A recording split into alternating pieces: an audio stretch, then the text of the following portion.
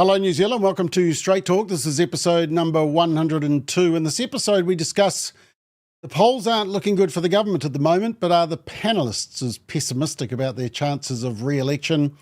Has the trust in police been struck a fatal blow? Has the trust in the news media also been struck a mortal blow? And what does this all say about our trust in institutions in general? A recent poll in the US suggests that over a third of GenZ and Millennial liberals, that's under 35 liberal people, say they would sever a relationship with a family member over political disagreements. An even higher percentage say they would sever a friendship over politics. Is it that bad in New Zealand? And if we have time, we'll discuss whether the dropping of a ban on TV advertising over Easter and Christmas matters anymore. We'll soon find out. Without further ado, let's introduce the panel. And I don't know whether I've double booked, triple booked or underbooked, but somehow I'm missing a panelist. So we've done a bit of a rearrangement of the grid thanks to Gordon's quick work. So firstly, Rodney, I hope you've got the generator on because last time you froze. Something went wrong. So you're good this week? Yes, I think the generator was telling me I'd talked enough for that night. But here's the thing, with less panelists, I'll talk twice as much. Yeah, okay. No, we can catch up. We'll get a double whammy, but thank you for stepping in to substitute for an absence. So well done. Thank you for that. Susie, the power is on where you are. Good to have you. How are you? I'm good. All is well here in Marerua. Yeah. Just came out of the volleyball game again. Oh, great. Okay. No bruises, no black eyes or anything like that. We're good. No. And Nathan Sauli, we shared the stage on Saturday in Christchurch at the Influence Seminar with Let Kids Be Kids. And it was a great little crowd there. We're going to Wellington this Saturday. How are you? Good, yeah. Just emotionally and mentally preparing for the capital, but should be good. Now, the best part about this grid is it means our big Straight Talk cube is covering half your face. So that's a bonus. So that's pretty good. Yeah, well done. Anyway, you're looking more like, who did I say? Duck Dynasty every day. Duck Dynasty, yeah. Yeah, just trying to reach the rural people here, trying to get outside the big city. All right. Now, the image of the day, actually a very interesting story.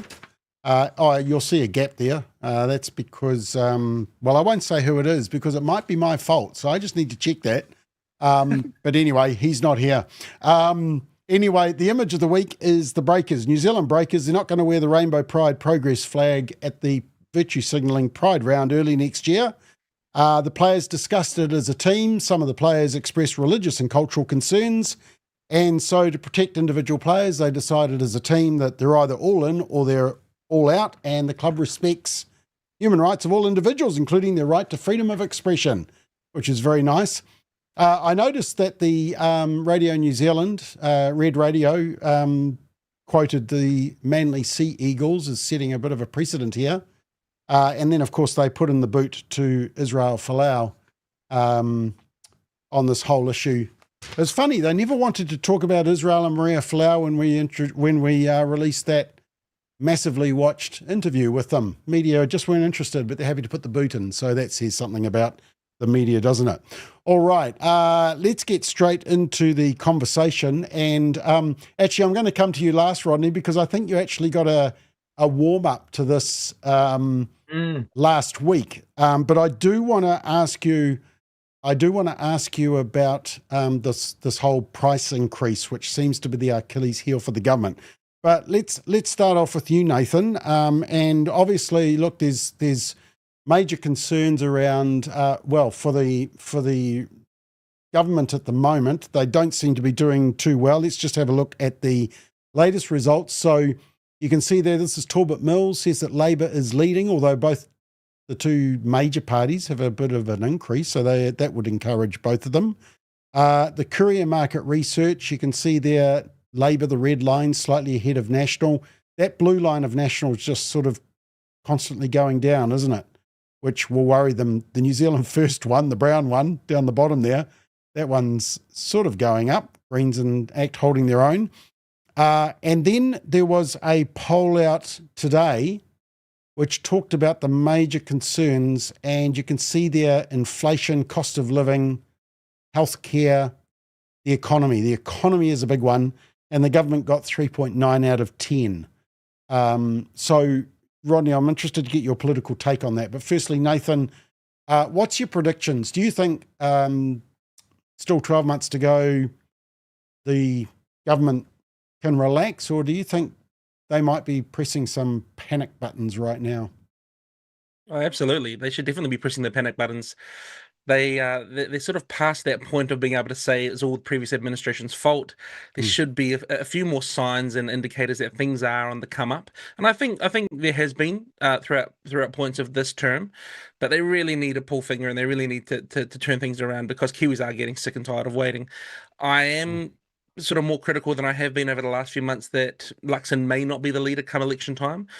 I feel like there might be an argument there for Willis or Bishop taking over. But yeah, I'm hopeful that National can turn it around. I think it would be great to have New Zealand First more represented in the next coalition agreement and have their voice a bit stronger.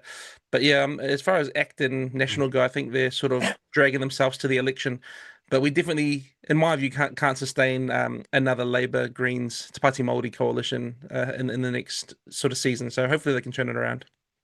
Okay, Susie, what do you reckon? Well, yeah, a lot can happen in 12 months. But I just think, I'm not sure if millennials will play a part in this next year's election. Because we saw in New York, like Mandani promised housing affordability and the student debt relief.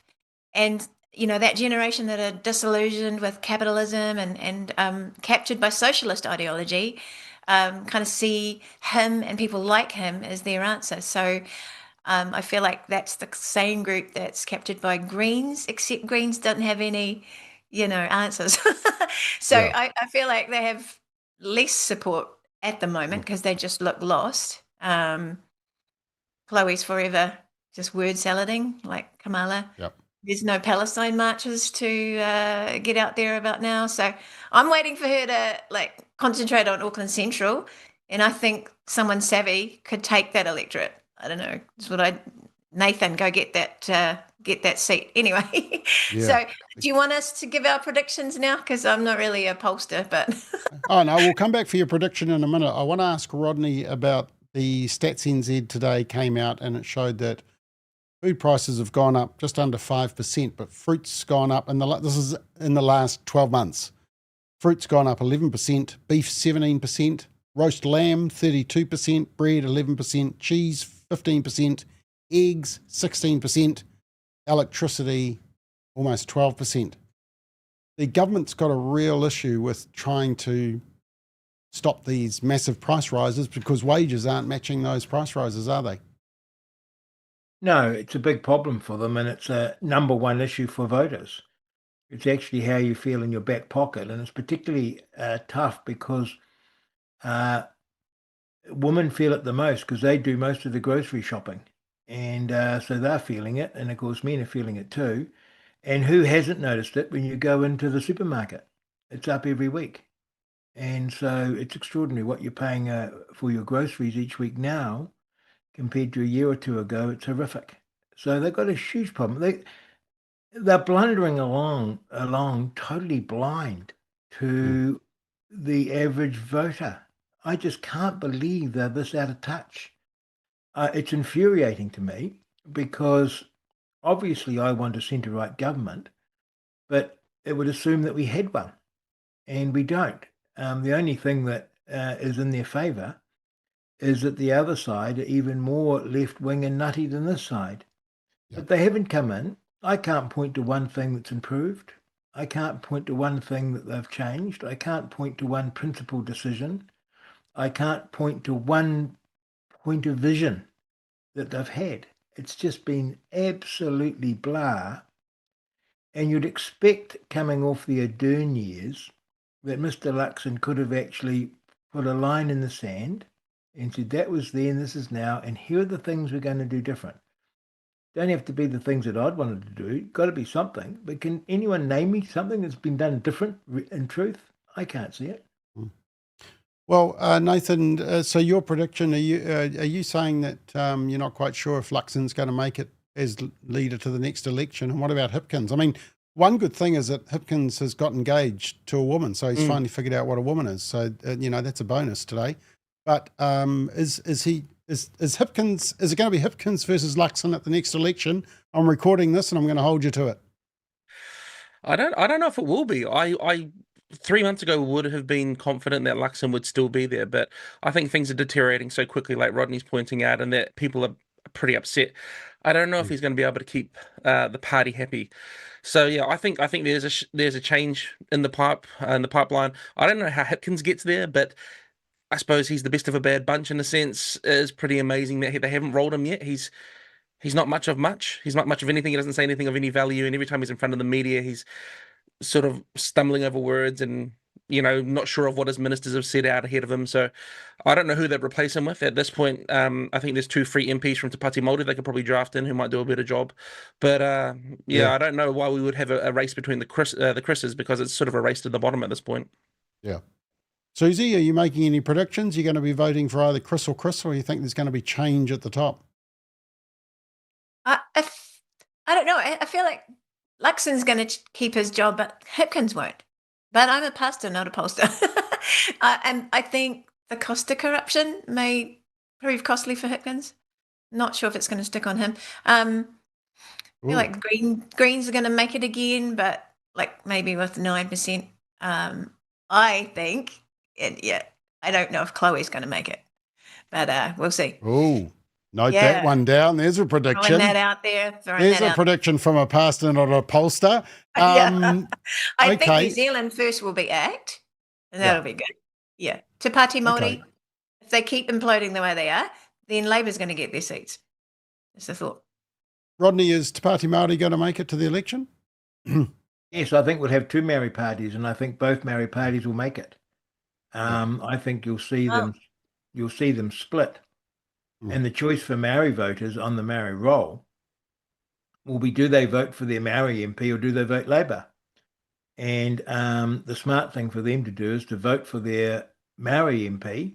It might be a Te Pāti Maori seat. It might be Te Pāti Maori B, the B team. And you'll vote for them and then give your party vote to Labour and drive through to an overhang. You'll get a dedicated Maori MP, not bound to Labour, which, if you're on the electoral roll, must be a good thing on the Maori electoral roll. And you also help the centre left because you'll drive through that overhang. So I think you'll have 2 Maori parties at the end of this. Wow. And I can't see the logic not being otherwise. I don't think either of the Chris's at this stage will be dropped.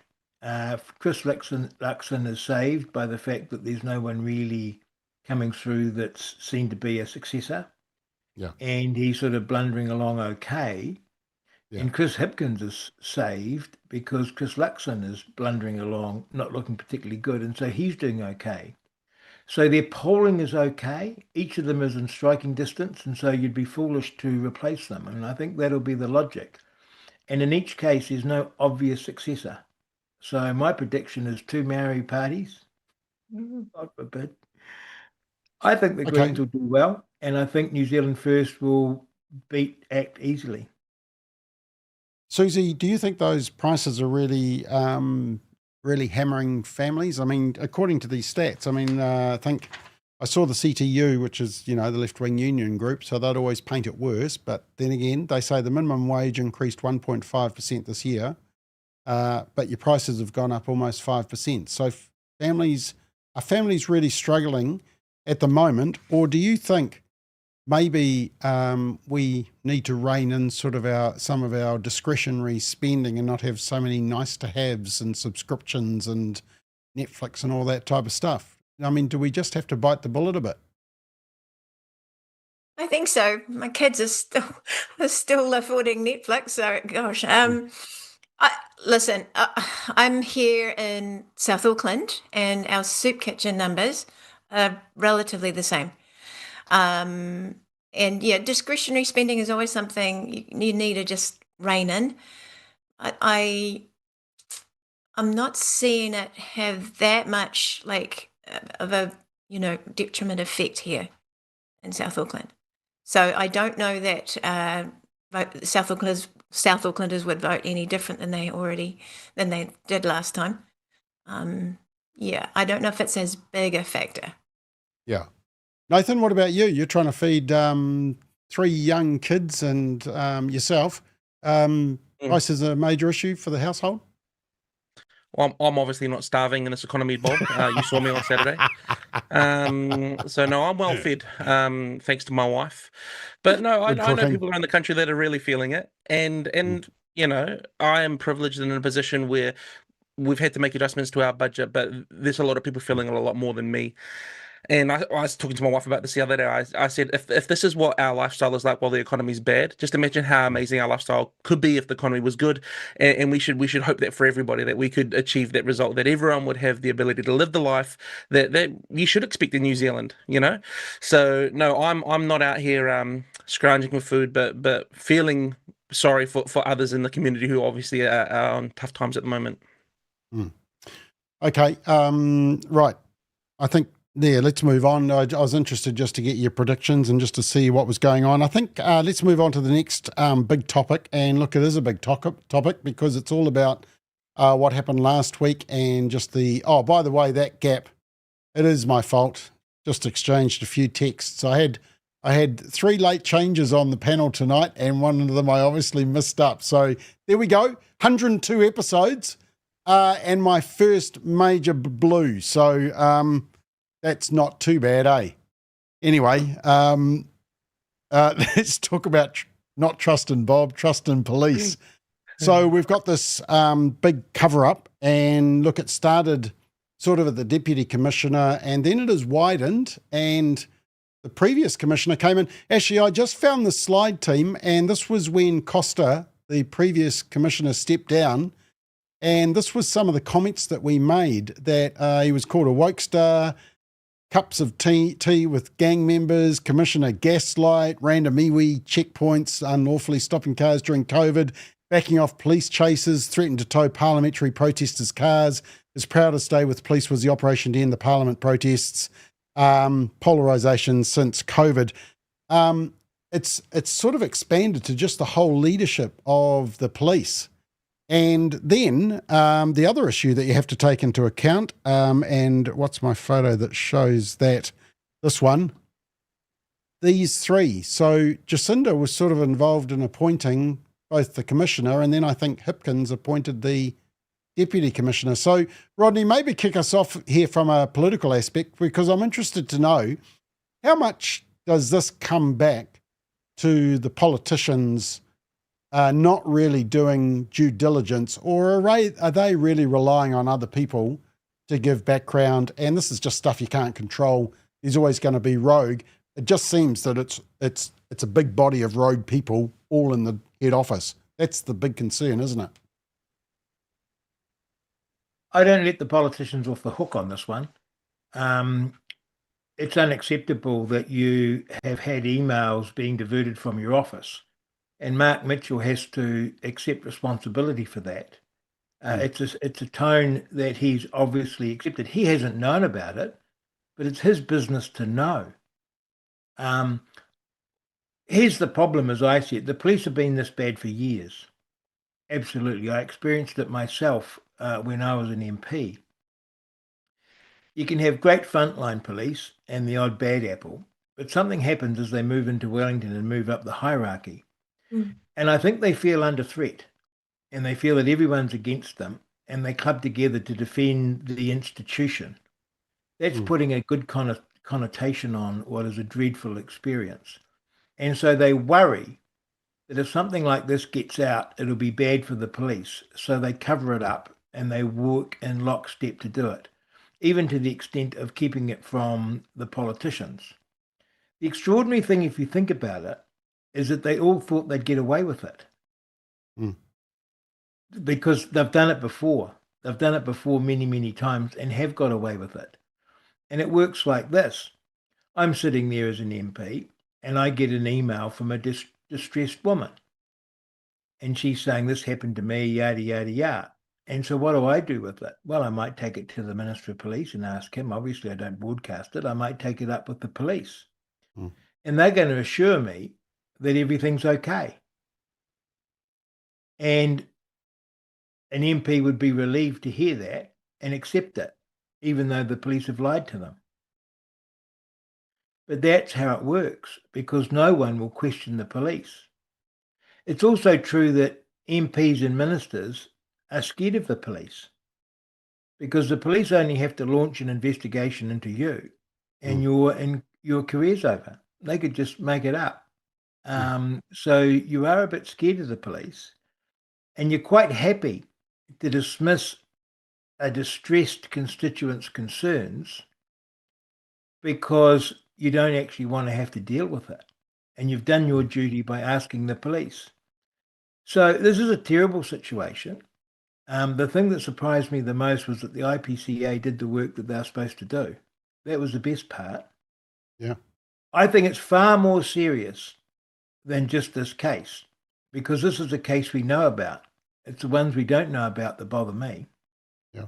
And I personally believe that Mark Mitchell, I think he has to stand down, because it was his responsibility to know what was going on and to receive those emails. It's not enough for him to say that they were pinched from him. I don't think it's a sort of like what's the word? The buck stops here. He's sort of accountable. What's it? Accountable but not responsible. I think we need a new police minister, but most importantly, I think we need a royal commission on the culture of the police, brought in by an outside overseas qualified person who's had experience of cleaning up a police force, and actually look at the culture, because it's a cultural thing of we're all in together, boys. Yes, he shouldn't have done that, but we need to cover for him, because if it gets out, it'll be bad for the police. And so a royal commission, and I think ministers and MPs and the media will be amazed at how many complaints they'll now be getting. And if you had a royal commission, you'd be doubly amazed. Yeah. Also, too, the media are interesting, because the media rely on the police for half their stories. And so they're very muted in their criticisms of the police. They never go after the police because the police can deny them information. And if you look at how the newspaper runs, the police are a big part of their newspaper. So that's what we need, in my view. I think it's tragic. I think it's terrible. And we've got to if you can't trust the police, you're in big trouble. Yeah, Susie, that's a question I want to ask you, because I think we all know, close friends, maybe family connections. I know you have to police. They're working on the front line, but how does this impact your general trust in the police and just our trust in institutions in general? Yeah, I did feel like I should check in on family members who are police officers.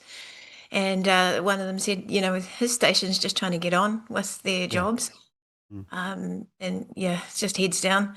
I would hate to think that our police, who consistently put themselves in harm's way for us, would cop any retaliatory abuse. But, and I think that would reflect more poorly on haters of the police than the police themselves. I do worry about the mechanisms in place for care of our frontline workers. I think they deal with the very worst aspects of humanity, and that takes a toll. And I think perhaps too many of them try to power on without talking to someone who can help them keep their heads and their hearts in the right place. Okay, Nathan, do you think this has struck a blow to trust in police, or do you think people can differentiate their local police in general, and just that there was something rotten going on at the top? I think this is extremely concerning and has definitely struck police all the way to the core. Obviously, in the past, I've done a little bit of engagement with the police around training they were running around hate speech and hate crimes and stuff that they had just gone out on their own in terms of commissioning from a third party and then training thousands and thousands of officers with. And the argument at that point for it being enforced was, well, we're just keeping our head down and doing our job. if it's at the top, it spreads all the way to the bottom. And I think trying to brush it off by saying, well, we're just doing our job, and we're trying to get on with it, that doesn't build public confidence either, because it just shows that there's a lack of critical thinking and a lack of integrity that's coming from the bottom up, but then a lack of honesty from the top down as well. So, when this whole situation broke, I was reminded back in 2018, I was invited to a police training evening to try and recruit me as an officer. And for the first sort of 5 to 10 minutes, I really enjoyed the evening. It was all about serving the community. It was all about looking after people. And then we went into a 30-minute talk from one of the diversity officers about how we're there to look after diverse communities. And I walked away thinking I could never ever be a police officer, because it wasn't anything that they should be doing in my mind. And I think it's just rotten to the core. So we need a Royal Commission, as Rodney said. I've heard a few people make that recommendation. And I think people have a right to be a little bit cautious now and critical of the police. It's tough for frontline officers, but unfortunately, this is the reality, and we do know so little about it. It's just the tip of the iceberg. Yeah, it's interesting you raise that, because I had loaded these images just about how the police seem to have been busy virtue signalling and having their diversity liaison with their flags. Maybe that's why they didn't show up to Posey Parker to do the job they were supposed to. In fact, one of my images of the week, I was watching the news on Friday night, taking one for the team, so you guys wouldn't have to, and they showed the current commissioner at a graduation ceremony in Auckland on Friday, and this was the image. Can anybody spot the problem with that image? Apart from lots of sugar lollies around the neck, but that's cultural. The big LGBT flag in the background. Big, large and proud. And I just thought, hello, is that, part of the problem that we have? Rodney, can I just come back to you? You might want to comment on that, whether it's the wokedom that has brought down the police at the hierarchical level. I think we're making that distinction. Do you want to just comment on that? Because I did want to ask you another question, but do you want to just comment on whether you think the police have been focused, the hierarchy of the police have been focused on being too woke? It's very interesting, isn't it? Because it's the wokesters that have failed the most basic moral tests. And I don't quite understand this. I'd love listeners to be able to email in or comment, because they'll have a better grasp of it. Bruce Logan would help us. But it's like woke is a whole new religion, and it has its sort of code, and it has its standards, and it has its punishment if you step out of line. And yet wokesters establish a whole new morality for how we should behave and enforce it very grimly on us. And yet they fail the most basic tests, whether it's a green shoplifting, whether it's a green employing slave labor, and think nothing of it. And so here are the police lecturing us and moral posturing about how great they are and diversity. And it's like we've achieved all of the 10 commandments and more. And so now we're going to the next level of morality. And yet they fail the most basic ones with respect to women and with respect to telling the truth. Yeah. Susie, does that worry you, seeing those images? There was concern that the whole Posey Parker issue came around because it felt like the police were compromised. They were quick to turn up to pride parades, but they didn't seem to want to turn up just to protect women who wanted to have a discussion in a public place. Is that worrying to you, or do you think this is just the exception of a small group within police? No, I think they're quite concerned about getting their rainbow tick. But I just think greater is he that's in me than he that's in the world. And I think there are some good cops that want to do the right thing, that are there to serve. And like Nathan probably would have, just answered the rallying call to like, oh yeah, I can serve. And you can sort of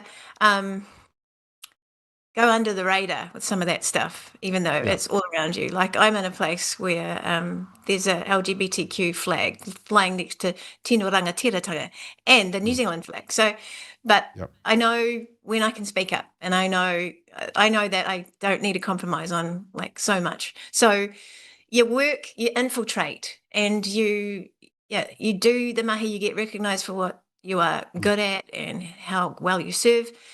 And you just be a light and be a salt. So be salt. So I know there's good cops in there, and I'm just rallying for them. Like, keep going, keep doing what you can.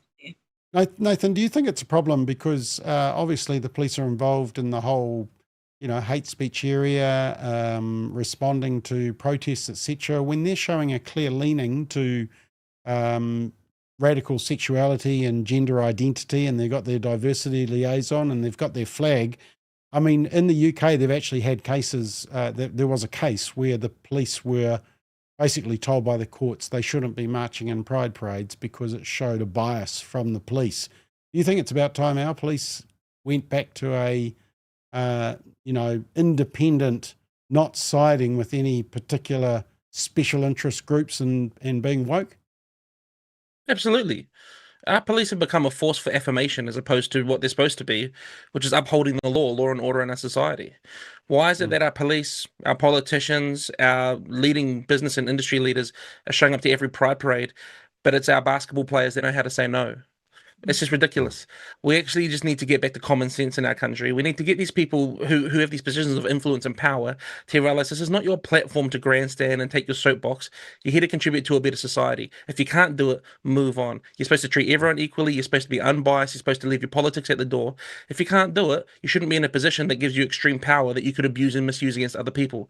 So, I mean, I've seen the police arrest people illegally. I've seen them show up on people's doorsteps about social media posts. And this is not internationally. This is in New Zealand. I've heard of stories from multiple individuals and helped individuals through the way that we do at Pillar and previously at the Free Speech Union, where the police have been completely captured ideologically and have harassed and abused regular and innocent citizens purely because it's been perceived as hateful or harmful, but no crime has been committed. So we were hopeful that the police were turning a corner with the stand and Jill Rogers, but it just seems like the rot is deeper than we could have expected. We gave them the benefit of the doubt. I think now we just need to blow this thing wide open and start with a clean slate. Now, just while I've got you, and Rodney, you may be able to comment on this, is just the Harmful Digital Communications Act. So basically what happened was that and I think I've got that this story. So the police dismissed the sex complaint against the disgraced top cop, but then they charged the woman because she was sending emails trying to get some action, and she was charged under the Harmful Digital Communications Act. Nathan, is that what the Harmful Digital Communications Act is supposed to be about? I thought it was supposed to be about protecting kids from cyberbullying. Absolutely. Look, I'm aware of multiple cases where the HDCA has been used like this to silence dissent, political opposition, and now victims, right? When they introduced it a decade ago, National brought it forward as a way to handle cyberbullying and revenge porn, but it's been primarily used to silence voices that have been in opposition to power and have often been bringing forward issues that should be of public concern. Now, the issue some people have been asking, and I think it's good to make this distinction, the difference between an HDCA and a defamation charge is under defamation, the truth is a reasonable defence. In the HDCA, the truth is not a defence in the court of New Zealand law. So the HDCA is completely subjective, it's completely interpretive, it's completely perception-based, and you don't even have to have a legal path for recourse to challenge it. The court can put through a suppression order on you before you even know it's been laid against you. And if you break that, there's anywhere between $5,000 to $20,000 worth of fines waiting for you. So this is absolutely abusive legislation. To me, is very similar to what the under 16 ban is shaping up to be, which is just a piece of legislation that could be used for anything subjectively after the point. But yeah, we need to get rid of it. Some people are calling for amendments, but it actually just needs to get taken out of our law altogether. Yeah. Okay. Rodney, did you want to comment on that? Did you have your head around the Harmful Digital Communications Act? I mean, it's hard enough to say, let alone understand. Yeah, no, I just agree totally with Nathan. He's 100% right. And it's through him that I became aware of this legislation and how dangerous it is. Yeah. And this is the difficulty. We have such an amazing amount of legislation that we're probably breaking the law without being aware of it, or certainly can be charged for almost anything. And that's why we have to be fearful of the police, because they have such enormous range of tools by which they can harass you if they choose to. And unfortunately, when you have the wokesters in charge, they choose to. because they actually believe that your opinions are wrong and that they have the right and the authority to use legislation to shut you down. We see this overseas jurisdictions as well. So who would have believed that in the home of free speech, an elderly woman would be arrested for silently praying? Yeah. Okay. Susie, do you want to comment on the Harmful Digital Communications Act, which is hard enough for me to say, let alone understand, or are you in the same boat?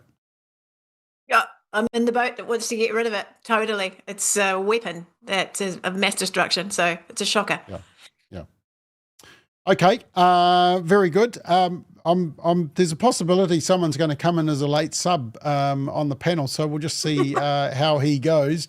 He might rescue me. We'll see how good he is a colleague. So we'll see what happens. But let's move on and Simon. let's talk about trust in the media. Oh, it's been a big week for the BBC, and it was they were busted once, but then on Friday we found out actually it was twice they'd done it on other occasions. So then we did a little bit of investigation of One News, and we actually found 7 examples, 6 where they deliberately went for the kill, and 1 where they actually showed a little bit of the speech in context. Here's just a couple of quick examples before I get your comments. So this is One News also doing very clever cuts to make a speech sound different, taking it out of context, and of course what they're saying and the imagery that they're using. So this is Exhibit 1. Impeachment against the 45th could start as soon as Monday. Mr. Trump would be the only president to face impeachment twice. His loyal followers, "You are a traitor, Lindsey Graham, a traitor!" angry at Republican lawmakers who abandoned the president after his rally speech right before the insurrection. We're going to walk down to the Capitol. There's talk federal investigators. Oh, there we are. So that was a nice little cut. Another bad one. The site of the attempted coup, now the scene of the crime. The mob that forced its way through the halls of democracy, egged on by a president who last week urged them to take action. We fight. We fight like hell. And if you don't fight like hell, you're not going to have a country anymore. Some of his fellow... Okay, so there's another one. He wasn't talking about fighting at the Capitol. And here's another one. US correspondent Anna Burns-Francis, who was there as the events of that day unfolded a year ago, has this report. You'll never take back our country with weakness. You have to show strength. These still staggering scenes were a last-ditch attempt to overturn Donald Trump's election loss. His supporters first gathered at this rally. I want a fair election. On a daily basis, Trump has been through so many things and he is still fighting for us. If you don't fight like hell, you're not going to have a country anymore. Then in rage... Okay, so totally taken out of context. Rodney, is there any surprise that this kind of tactic is used in the media? In fact, I'm probably pretty sure it was used on you when you were in politics as well, where they took you totally out of context to make you look bad. Yes, but nothing to this extent. I would say back 20 years ago, they were biased. And so you had to be, very, very careful. But they were never dishonest like they are now. And they've been dishonest over Trump. They've been dishonest over COVID. They've been dishonest over trans issues. They're disgusting. And I love it. I love Donald Trump. And I love it that he's standing up and sticking it to them. And I would love him to sue TVNZ too. It's truly disgusting what they did with the BBC. It's truly disgusting what they do on a daily basis here in New Zealand. They have no integrity, and that we should have no respect for them. They are despicable for what they do.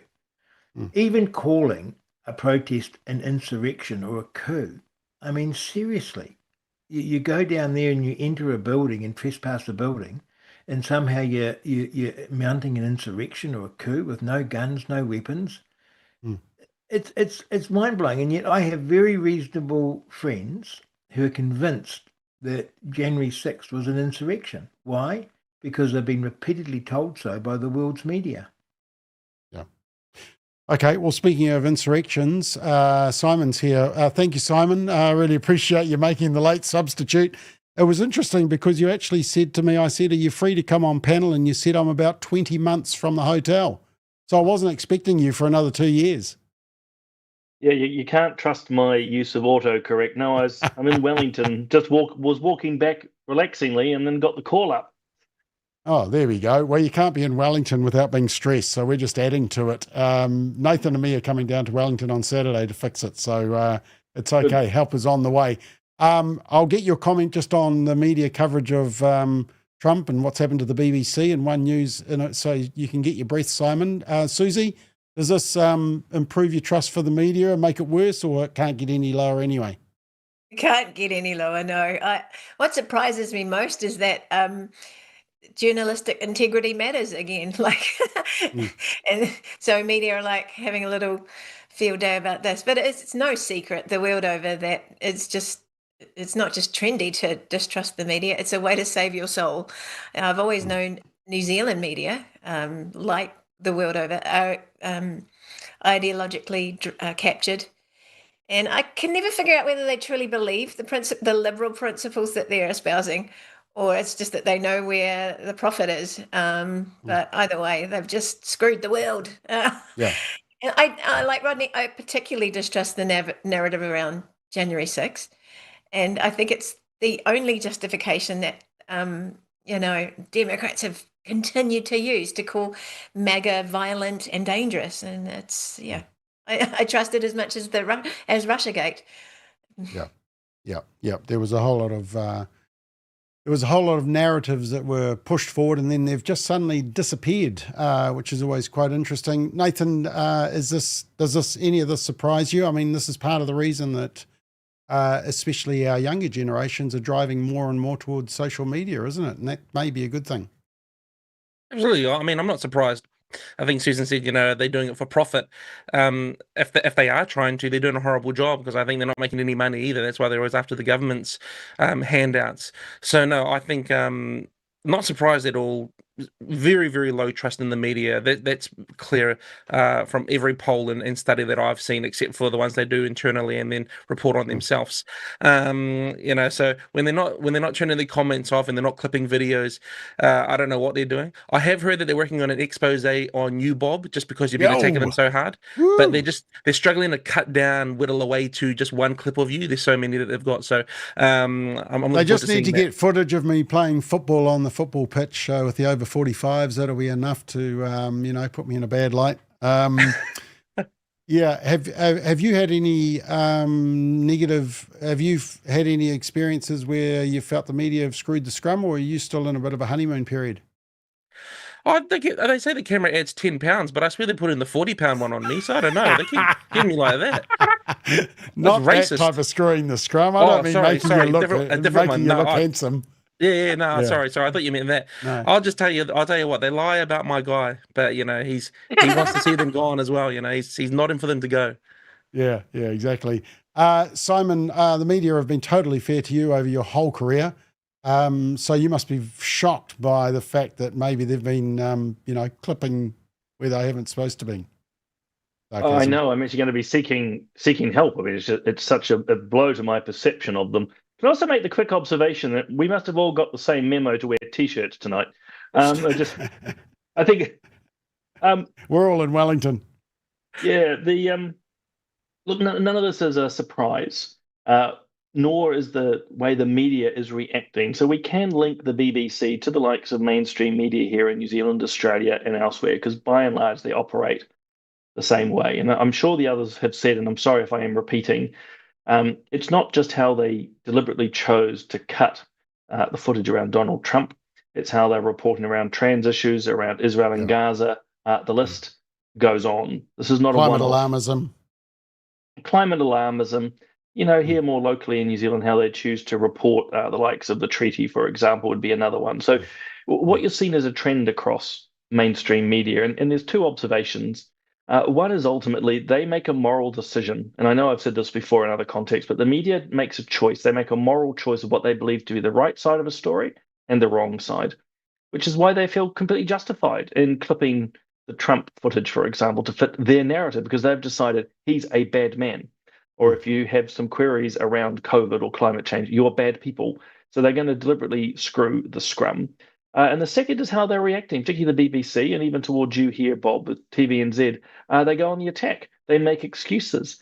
They cannot see that they are the very cause of these problems. They can't admit it, and it will just continue their downfall until basically they're irrelevant. So, Rodney, you were in politics around the 2000s, you know. I know it was when we first started Family First, and ACT was the only party that voted against the flawed anti-smacking law, which you still deserve a knighthood for. But, you know, was it still biased in those days? Did you sort of watch? Oh, definitely. Yeah. So Definitely. has it just got worse and worse, or do we just notice it more because it's been called out? No, it's definitely got worse. I think the difference would be this. In my day, they were left-wing and they were biased. So they'd tilt the playing field, if you like. These days, they straight out lie. They would never have edited footage like that. They'd be they were doing stories like that on Gaza, but that was, you know, being filed from overseas and they'd just run it. But the idea that they would edit footage, clip footage, that would never happen in my day. You'd have a straight into a complaint, and in fact, it happened to me, and it was corrected that day before the episode, before the news even ended. They got one thing wrong about me, and I rang the news editor, and it was corrected by the end of the program. Yeah. So they were conscious of being honest, biased but honest. Now they're totally dishonest and they lie, and you can't do those clips. They completely reversed what Donald Trump was saying. They had him saying the opposite to what he said. Now you can't do that by mistake.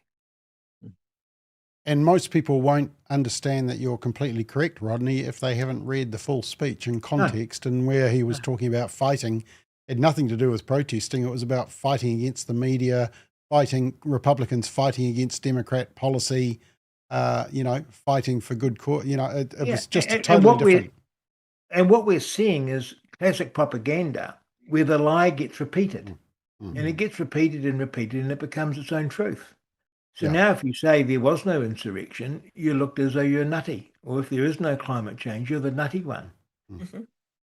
So, Nathan, are we seeing this type of bias at, you know, in the hate speech debate as well? Are you feeling that you're battling against it like we were in the cannabis and the abortion and the conversion therapy and the gay marriage debate? Do you feel like in the hate speech area that you're not only up against the other side, the other argument, but you're also up against the media? Absolutely.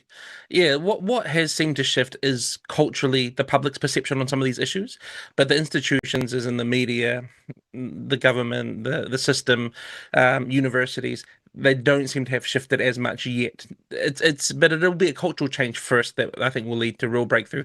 Just recently, I was able to go on the Herald and participate in their new show, The Elephant, which is a debate, and I knew walking in that it would most likely be a 3-on-1 as opposed to just a fair debate. And I wasn't surprised at all that I was the odd one out when it came to hate speech and ideas around gender ideology. But unless people like us in this panel and people who are watching right now go out and actually share these things publicly, we won't see the change that we need to see within the institutions. But the media needs to learn a hard lesson. They need their funding pulled from the state.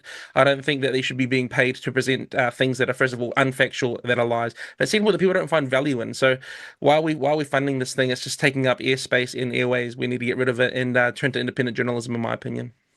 Susie, it points to a bigger issue that now we're talking about lack of trust in police, or it's been impacted. Our trust in the media is already going through the floor. Sometimes we don't trust politicians. We don't trust a lot these days, and that's not a good place to be, is it? Not super, no.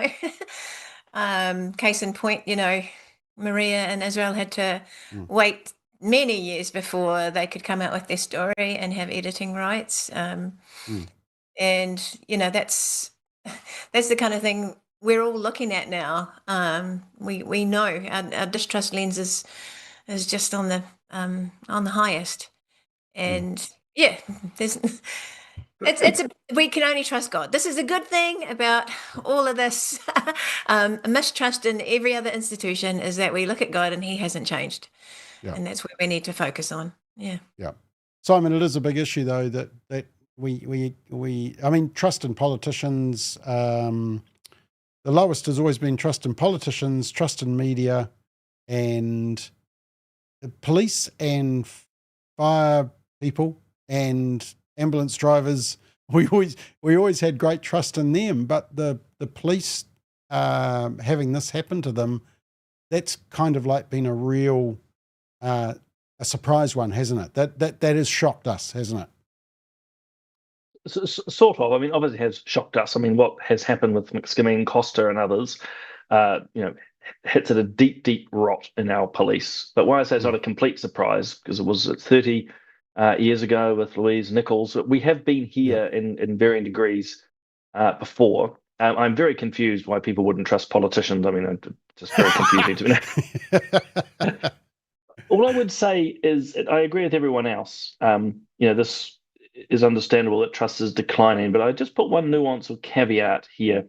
Particularly people who are on the progressive side or very much to the very far left will delight in the destruction of our institutions. And so we're just got to be careful, I think, not to celebrate this distrust too much. We certainly call it out, but there are many people, again, particularly on the progressive left, that want nothing better to revolt against all our institutions, to break down trust in our political systems, in our democracy, in our churches, in our civil society. And so we just have to be cautious, I think, around that. Yeah. Okay, let's continue on. Can we still be friends? There was a 2024 poll from the US where over a third of Gen Z and Millennial liberals say they would sever a relationship with a family member over political disagreements, and even more would sever a friendship over politics. So this is Gen Z and Millennial liberals. Let me show you the two graphs. So the blue is liberal and the pink, is that pink? Yep, is conservative, and then grey is moderate. And as you can see, this is basically ending a relationship with a family member if they voted for the other team. And Gen Z, the liberals, are far more likely to pack their toys, as are the millennials, less so the Gen Xers and the boomers. That's me, by the way. And then, so that's a family member. When you go to a friend, same trend. Basically younger, so Gen Z, millennials, so we're talking about under 35, 36, 37, is it? Somewhere around there.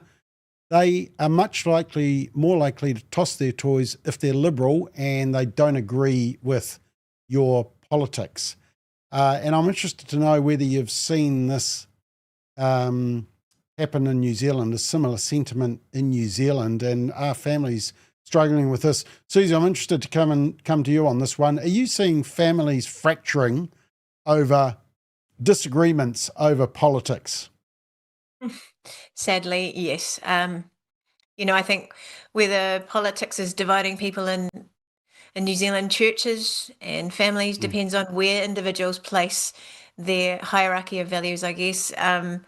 If politics functions as a person's religion, or the government is like their savior, the highest priority, then yes, it will likely fracture relationships. For example, if the Treaty of Waitangi outweighs the authority of the Bible, if you talk more about the climate than the crucifixion, politics has become an idol, and that's division is always going to follow.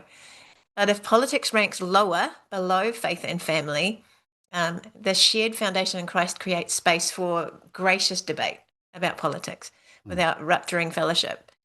And in short, I think faith first, family second, politics like down there. It's important, but it should be down the list. And if it's way up, then that's why people are just being tribal, being all like, I hate you now, because it's the most important thing to them. And they've got to get their priorities straight.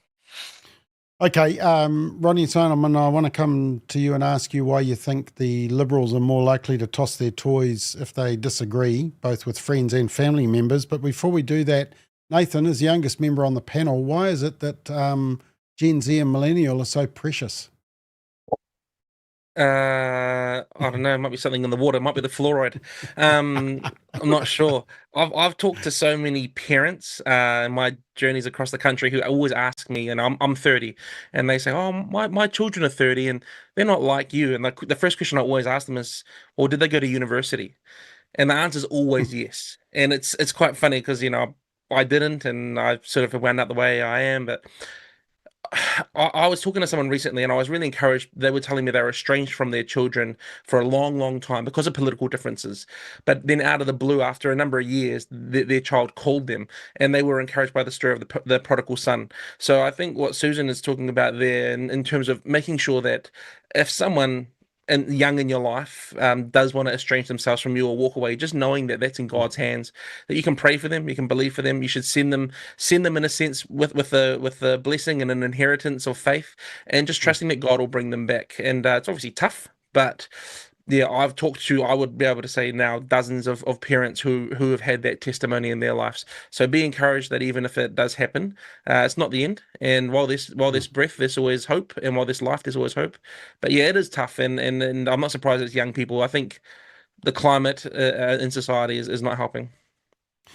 Okay, Simon and Rodney, I'll come to you first. Simon, why is it that Conservatives are less likely to sort of walk away and get upset? Liberals are more likely. Why do you think that is, Simon? I think a lot of it actually comes out of the education system and relationship to family. I think, unfortunately, the newer generation is being taught through their schools and universities and through mainstream media that they are the single source of truth, that what they feel and believe is completely correct. And that's the opposite of relationship, because relationships, which is pretty much part of a conservative mindset, is always about engaging with other people. And so it probably shouldn't surprise us that when this new generation have been told that they are many little gods with a small g, they can't brook any disagreement. Anyone, family members or friends who opposes their feelings and views, they've been taught that that's just wrong. It's an absolute offense against them. It's hurting them. And so they pull away. And it's exceptionally sad.